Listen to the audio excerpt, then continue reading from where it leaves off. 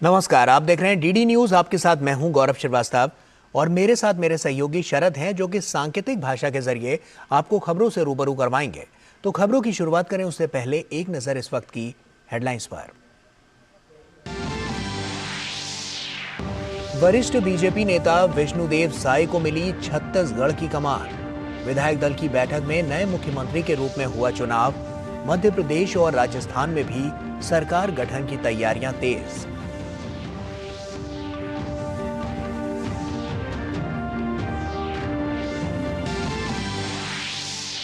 मानवाधिकार दिवस पर नई दिल्ली में आयोजित कार्यक्रम में उपराष्ट्रपति जगदीप धनखड़ हुए शामिल। अमृतकाल को बताया देश का गौरव काल। कहा, जहां सभी के लिए कानून और न्याय हो एक समान, उसी समाज में फलता फूलता है मानवाधिकार। केंद्रीय मंत्री ज्योतिरादित्य सिंधिया ने आंध्र प्रदेश के राजमुंद्री एयरपोर्ट पर नए टर्मिनल भवन की रखी आधारशिला। सालाना 30 लाख से यात्रियों को मिलेगी बेहतरीन सुविधा।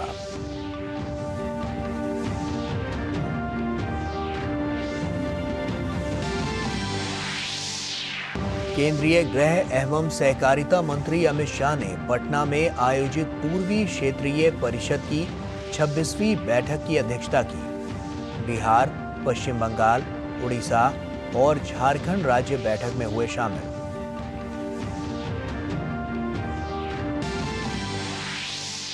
डरबन के किंग्समीड स्टेडियम में भारत और दक्षिण अफ्रीका के बीच 3 T20 मैच की सीरीज का पहला मुकाबला आज।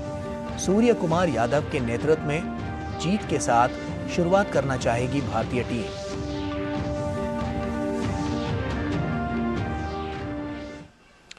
और आइए अब खबरों की शुरुआत करते हैं। छत्तीसगढ़ में भाजपा ने मुख्यमंत्री के नाम का ऐलान कर दिया है। विष्णुदेव साय को अब राज्य के नए मुख्यमंत्री वो होंगे। विष्णुदेव साय छत्तीसगढ़ की कुनकुरी विधानसभा से आते हैं। राज्य में आदिवासी समुदाय की आबादी सबसे अधिक है और साय इसी समुदाय से आते हैं। विष्णुदेव साय 2020 में बीजेपी के प्रदेश अध्यक्ष रहे हैं, सांसद और केंद्रीय मंत्री भी रहे हैं। साय की गिनती संघ के करीबी नेताओं में होती है। वो रमन सिंह के भी करीबी हैं। साल 1999 से 2014 तक वो रायगढ़ से सांसद रहे। मोदी सरकार के पहले कार्यकाल में साय को केंद्र में मंत्री बनाया गया। छत्तीसगढ़ के नए मुख्यमंत्री विष्णुदेव साय से दूरदर्शन ने विशेष बातचीत की। उन्होंने कहा कि उनकी पहली प्राथमिकता उन 18 लाख लोगों को प्रधानमंत्री आवास योजना का लाभ दिलवाना है जो इससे वंचित रह गए हैं।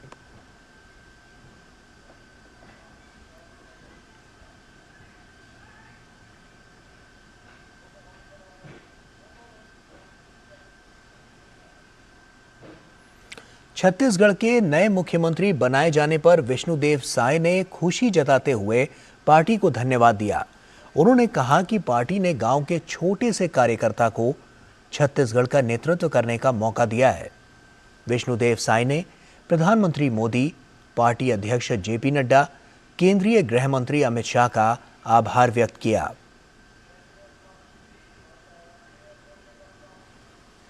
छत्तीसगढ़ विधानसभा का विधायक दल सर्वसम्मति से मुझे अपना नेता चुना है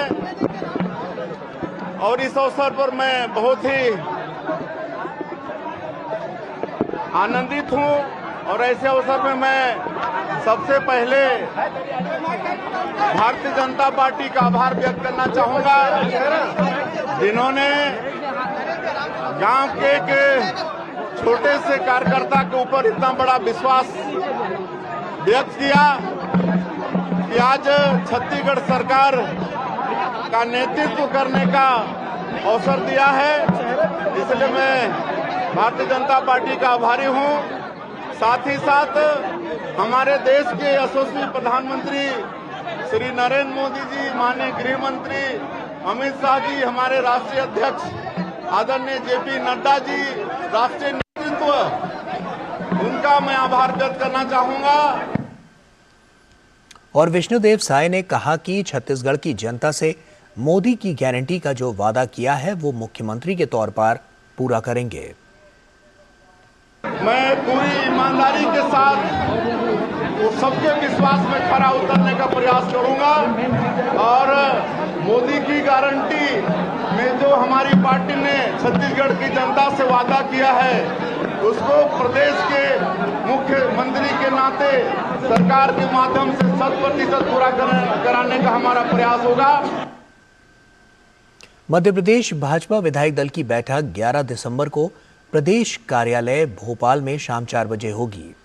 भारतीय जनता पार्टी के प्रदेश अध्यक्ष व सांसद विष्णुदत्त शर्मा ने बताया कि सोमवार को शाम 4 बजे भाजपा प्रदेश कार्यालय में विधायक दल की बैठक आयोजित की गई है। बैठक में पार्टी के संसदीय बोर्ड द्वारा नियुक्त केंद्रीय पर्यवेक्षक, हरियाणा के मुख्यमंत्री मनोहर लाल खट्टर, पिछड़ा वर्ग मोर्चा के राष्ट्रीय अध्यक्ष डॉक्टर के लक्ष्मण, पार्टी की राष्ट्रीय सचिव आशा लाकड़ा सहित पार्टी के वरिष्ठ नेतागण उपस्थित रहेंगे। और देश भर में आज मानव अधिकार दिवस मनाया जा रहा है। इस अवसर पर राष्ट्रीय मानव अधिकार आयोग ने नई दिल्ली स्थित भारत मंडपम में कार्यक्रम का आयोजन किया। उपराष्ट्रपति जगदीप धनखड़ ने कार्यक्रम में मुख्य अतिथि के तौर पर भाग लिया। उपराष्ट्रपति ने कार्यक्रम में कहा कि हमारा अमृतकाल हमारा गौरव काल बन गया है। उन्होंने कहा कि विश्व का कोई भी हिस्सा मानव अधिकारों के मामले में हमारे देश की तरह समृद्ध नहीं है। The 75th Human Rights Day, marking the 75th anniversary of Universal Declaration of Human Rights.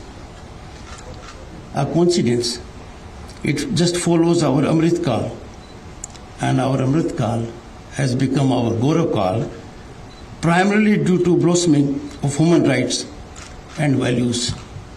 Friends, we had the occasion to get a message from the Secretary General of United Nations.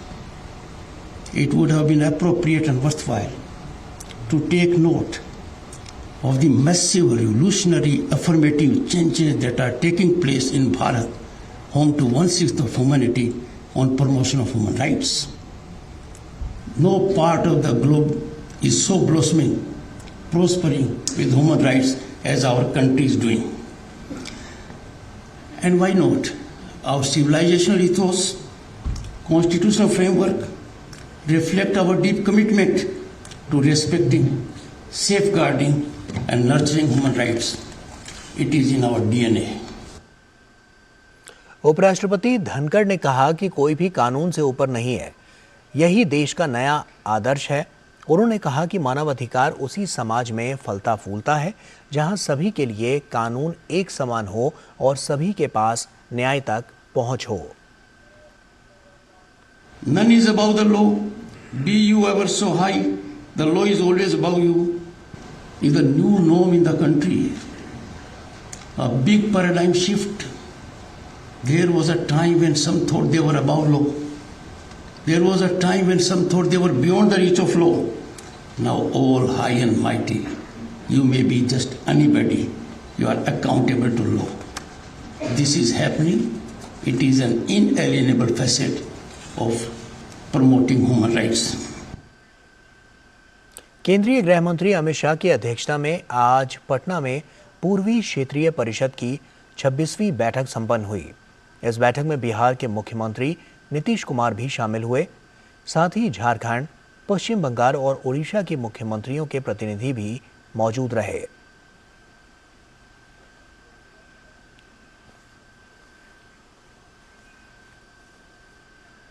Jharkhand से कांग्रेस के राज्यसभा सांसद धीरज साहू के ठिकानों पर आयकर विभाग अभी भी नोटों की गिनती का काम में जुटा हुआ है। जिस तरह से कैश बरामद हुआ है उससे अनुमान लगाया जा रहा है कि आंकड़ा 400 करोड़ रुपए तक पहुंच सकता है। रकम इतनी ज्यादा है कि नोट गिनने की कई मशीनें खराब हो चुकी हैं।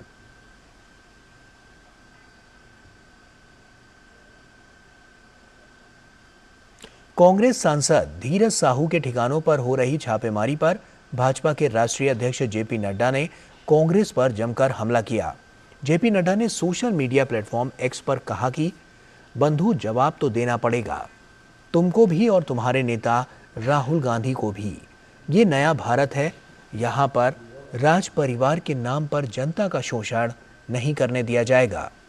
भागते भागते थक जाओगे, लेकिन कानून पीछा नहीं छोड़ेगा। अगर कांग्रेस भ्रष्टाचार की गारंटी है तो मोदी जी भ्रष्टाचार पर कार्यवाही की गारंटी है। जनता की लूटी हुई पाई पाई लौटानी पड़ेगी।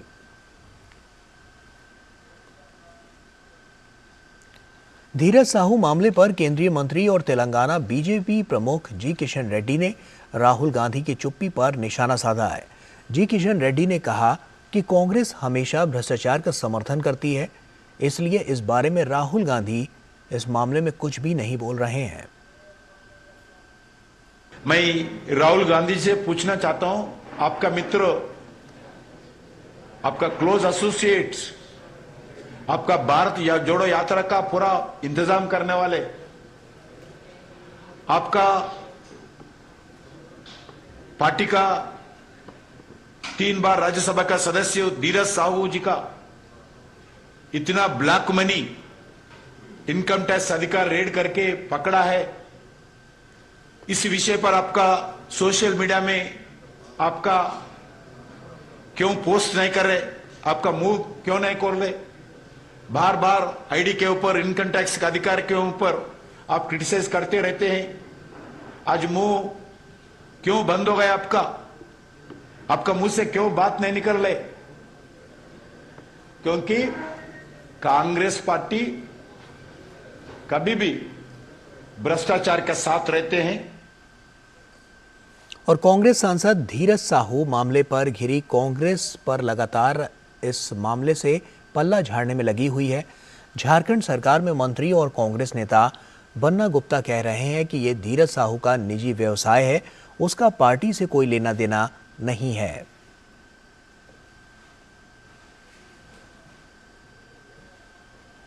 धीरज साहू जी, उनके बड़े भाई, उनके पिताजी, सब ये लोग खानदानी लोग हैं और एक बड़े व्यवसाय के बड़े घराना से इन सारे लोगों का ताल्लुकात है। अब ये जो पैसा है, ये पैसा किस परिप्रेक्ष्य का है, कैसा है, ये तो इनकम टैक्स वगैरह को क्लियर करना चाहिए और जांच करके दूध का दूध पानी का पानी करें। व्यवसाय है, उसमें कोई पार्टी का कोई उसमें लेना देना नहीं ना है। और वहीं कांग्रेस के वरिष्ठ नेता जयराम रमेश ने एक्स पर लिखा है कि सांसद धीरज साहू के बिजनेस से भारतीय राष्ट्रीय कांग्रेस का कोई लेना देना नहीं है। सिर्फ वही बता सकते हैं और उन्हें यह स्पष्ट भी करना चाहिए कि कैसे आयकर अधिकारियों द्वारा कथित तौर पर उनके ठिकानों से इतनी बड़ी मात्रा में कैश बरामद किया जा रहा है। संसद भवन में आज सी राजगोपालाचारी की जयंती के अवसर पर पुष्पांजलि समारोह का आयोजन किया गया। इस दौरान लोकसभा अध्यक्ष ओम बिरला समेत कई गणमान्य व्यक्तियों ने सी राजगोपालाचारी को श्रद्धांजलि अर्पित की।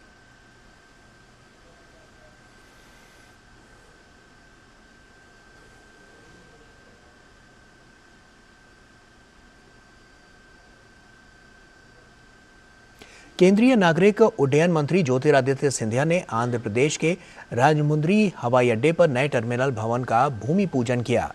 शिलान्यास कार्यक्रम से पहले सिंधिया ने राजमुंद्री हवाई अड्डे पर नए टर्मिनल भवन का निरीक्षण किया। केंद्रीय मंत्री ज्योतिरादित्य सिंधिया ने बताया कि नया टर्मिनल भवन 17,000 वर्ग मीटर फैला होगा। 4,000 वर्ग मीटर वाला पुराना टर्मिनल भवन अब 21,000 वर्ग मीटर तक का होगा। केंद्रीय मंत्री ने संबोधित करते हुए कहा कि प्रधानमंत्री नरेंद्र मोदी के व्यापक दृष्टिकोण की वजह से ही पिछले 9 सालों में देश में हवाई अड्डों की संख्या दोगुनी हो गई है। नागरिक उड्डयन के क्षेत्र में देश लगातार आगे बढ़ रहा है। We are building a new terminal of 17,000 square meters, 1,80,000 square feet, ladies and gentlemen, 400% of the size of today's Rajamundry Airport. So when Prime Minister Narendra Modi ji's vision his thought of आत्मनिर्भर भारत, भारत बढ़ेगा, भारत अग्रसर होगा और मां भारती को विश्व गुरु के रूप में विश्व पटल पर हम लोग स्थापित करेंगे। रक्षा मंत्री राजनाथ सिंह ने आज राजघाट पर महात्मा गांधी की कांस्य प्रतिमा का अनावरण किया। ये समारोह दलित समुदाय के सम्मान के लिए भाजपा की दिल्ली राज्य इकाई द्वारा आयोजित किया गया था। बीजेपी के शीर्ष नेताओं के साथ राजनाथ सिंह ने भी दलितों के साथ दोपहर का भोजन किया।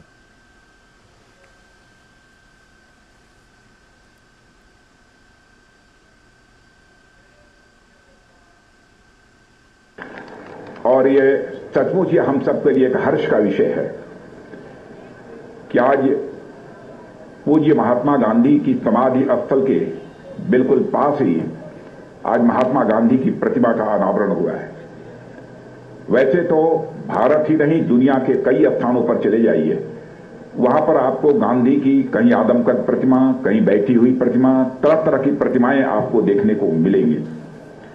लेकिन समाधि स्थल के बिल्कुल नजदीक इस प्रकार की गांधी जी की प्रतिमा का अनावरण किया जाना, मैं समझता हूं कि यह प्रयास बहुत ही सराहनीय है। इसके लिए मैं विजय गोयल जी को अपनी तरफ से हार्दिक बधाई देता हूं। और उत्तर प्रदेश की पूर्व मुख्यमंत्री मायावती ने लखनऊ में हुई अहम बैठक में बड़ा ऐलान करते हुए भतीजे आकाश आनंद को अपना उत्तराधिकारी घोषित कर दिया है। मायावती ने उत्तर प्रदेश और उत्तराखंड को छोड़कर पूरे देश की जिम्मेदारी आकाश आनंद को सौंप दी है। आकाश आनंद बसपा प्रमुख मायावती के छोटे भाई आनंद कुमार के बेटे हैं। आज मायावती ने हाल के विधानसभा चुनाव के नतीजों के बाद पार्टी के सभी राष्ट्रीय व राज्यों के प्रमुख पदाधिकारियों की बैठक बुलाई थी। बैठक में 5 राज्यों के चुनाव परिणाम व लोकसभा चुनाव के प्रत्याशियों के चयन पर चर्चा हुई। मध्य प्रदेश, राजस्थान, छत्तीसगढ़ के विधानसभा चुनाव में बसपा का पहले से भी खराब प्रदर्शन रहा है। उसको देखते हुए पार्टी की राष्ट्रीय स्तर की ये बैठक को काफ़ी अहम थी। नतीजों की ज़मीनी रिपोर्ट के आधार पर नए सिरे से लोकसभा चुनाव की तैयारियों के संबंध में मायावती ने पदाधिकारियों से विचार विमर्श कर दिशा निर्देश दिए। बैठक के बाद बसपा नेता उदयवीर सिंह ने बताया कि मायावती ने आकाश आनंद को अपना उत्तराधिकारी घोषित करते हुए सभी से लोकसभा चुनाव की तैयारियों में जुट जाने को कहा है। बैठक में बहन जी ने संगठन को केवल लोकसभा में लग जाने के लिए कहा है। लोकसभा की तैयारी शुरू कर दी गई है और उसमें जाकर अपने क्षेत्र में काम करिए सभी लोग। बहन जी ने कहा कि मेरे ना रहने के बाद ये पार्टी के उत्तराधिकारी होंगे। तैयारियों के लिए जो राज्य कमज़ोर हैं वहाँ माननीय आकाश आनंद जी काम करेंगे। यूपी उत्तराखंड में नहीं, अन्य राज्यों में है, जो कमज़ोर राज्य हैं उनमें काम। पश्चिम बंगाल के मुर्शिदाबाद मेडिकल कॉलेज में 9 नवजात शिशुओं और 1 बच्चे की मौत के मामले में बीजेपी ने प्रदर्शन किया। राज्य सरकार पर लापरवाही का आरोप लगाते हुए बीजेपी कार्यकर्ता सड़क पर उतरे। आपको बता दें कि मुर्शिदाबाद मेडिकल कॉलेज में पिछले दिनों 24 घंटे में 9 शिशुओं और 2 साल के 1 बच्चे की मौत हो गई थी, जिसके बाद यहां हड़कंप मच गया। एक साथ इतनी बड़ी संख्या में बच्चों की मौत से बंगाल की स्वास्थ्य व्यवस्था को लेकर बीजेपी लगातार हमलावर है।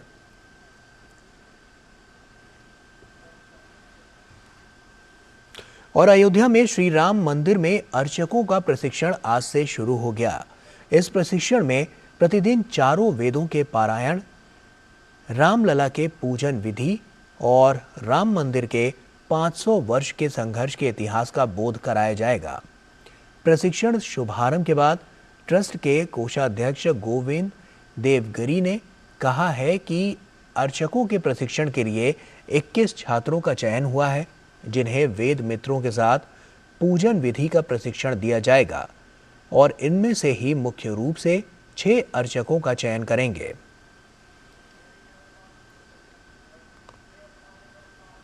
श्री राम जन्मभूमि तीर्थ क्षेत्र न्यास की ओर से भगवान श्री राम लला की सेवा पूजा अर्चना के लिए प्रशिक्षण केंद्र आज से आरंभ हुआ। हम लोग ये चाहते हैं कि यहाँ की पूजा सविधि हो, उत्तम से उत्तम हो, जैसी शास्त्रों में कही गई है वैसी हो। यह ऐसे नहीं हो जाता है। इसके लिए कुछ प्रशिक्षण देने की आवश्यकता होती है। अनेक प्रकार से पहले आवेदन पत्र मंगा करके बाद में साक्षात्कार करके यहाँ पर 21 छात्रों का चयन यहाँ पर हुआ है।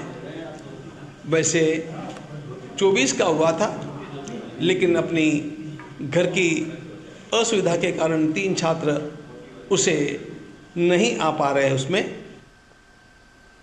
और वहीं प्रशिक्षित करने वाले आचार्य चंद्र भानु शर्मा ने कहा कि प्रतिदिन संध्या वंदन अर्चना प्रातः स्मरण के बाद कक्षाएं चलेंगी। इसके साथ ही राम जन्मभूमि आंदोलन से जुड़े लोगों की जानकारी भी दी जाएगी। 4 बजे जागरण होगा और रात्रि 9:30 बजे तक का प्रशिक्षण है। संध्या वंदन, अर्चना, प्रातः स्मरण, ये सब होके उसके बाद में कक्षाएं चलेंगी और सायंकाल में प्रतिदिन 1 घंटे के लिए बौद्धिक रहेगा।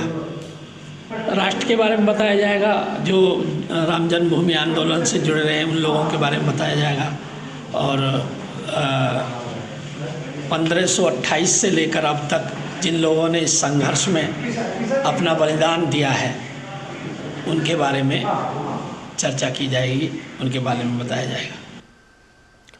उपराष्ट्रपति जगदीप धनखड़ आज झारखंड के दौरे पर हैं। पहले उपराष्ट्रपति ने जमशेदपुर के जेवियर स्कूल ऑफ मैनेजमेंट के प्लैटिनम जुबली समारोह में मुख्य अतिथि के रूप में भाग लिया। उसके बाद उपराष्ट्रपति जगदीप धनखड़ धनबाद स्थित IIT-ISM के 43वें दीक्षांत समारोह में बतौर मुख्य अतिथि शामिल हुए। इस अवसर पर झारखंड के राज्यपाल विशिष्ट अतिथि के तौर पर उपस्थित रहे। दीक्षांत समारोह में 1917 स्कॉलर्स व छात्रों को डिग्री प्रदान की गई।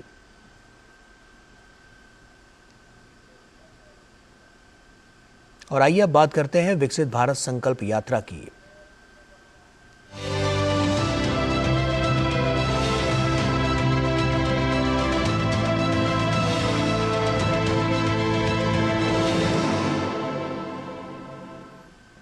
अयोध्या के संत रविदास मंदिर परिसर में विकसित भारत संकल्प यात्रा पहुंची और लाइव प्रसारण में प्रधानमंत्री नरेंद्र मोदी को देश के विभिन्न क्षेत्र में लाभार्थियों से वार्ता करते सुना गया। इस मौके पर सांसद लल्लू सिंह ने विकसित भारत संकल्प यात्रा के बारे में जानकारी देते हुए बताया कि समाज के हर वर्ग को केंद्र सरकार की लाभकारी योजनाओं से जोड़ा जा रहा है। कार्यक्रम में लाभार्थियों ने प्रधानमंत्री नरेंद्र मोदी और उत्तर प्रदेश के मुख्यमंत्री योगी आदित्यनाथ की प्रशंसा करते हुए बताया कि आज हमारे सिर पर छत है और हम सम्मान से जीवन जी रहे हैं।